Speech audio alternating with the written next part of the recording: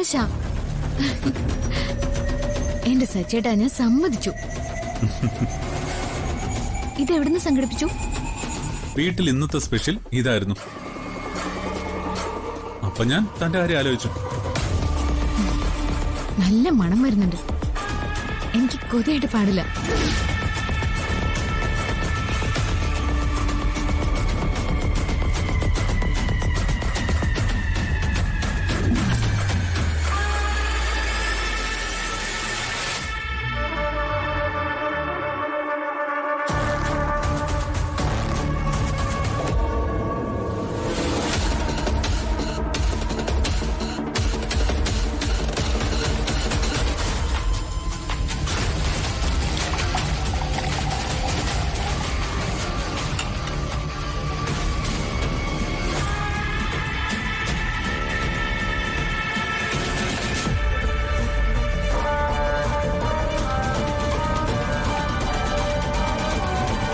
എന്താ ഒരു സ്വാദ്.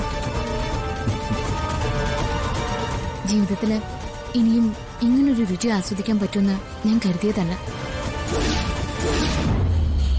എപ്പോഴും പോസിറ്റീവായിട്ട് ചിന്തിക്കുക. അപ്പോ ആഗ്രഹിക്കുന്നതെന്തും നമ്മുടെ മുന്നിലേക്ക് വരും. ഇത് മാത്രമല്ല, നഷ്ടപ്പെട്ടു എന്ന് കരുതിയതെല്ലാം തിരിച്ചു കിട്ടും.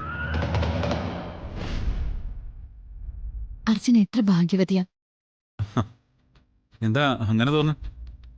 ഞാൻ പറഞ്ഞ വളരെ നിസ്സാരമായൊരാഗ്രഹം ഇത്രയും കാര്യമായിട്ട് എടുത്തില്ലേ? ആ,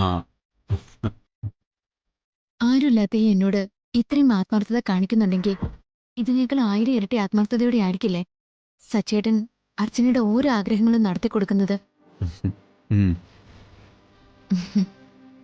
അർച്ചനയുടെ ഓരോ ആഗ്രഹവും ഞാൻ നടത്തി കൊടുക്കാതിരുന്നിട്ടില്ല. അവള് കഴിഞ്ഞേ ഉള്ളൂ എനിക്ക് ജീവിതത്തിൽ മറ്റെന്തും. അല്ല, താൻ കഴിക്കേ.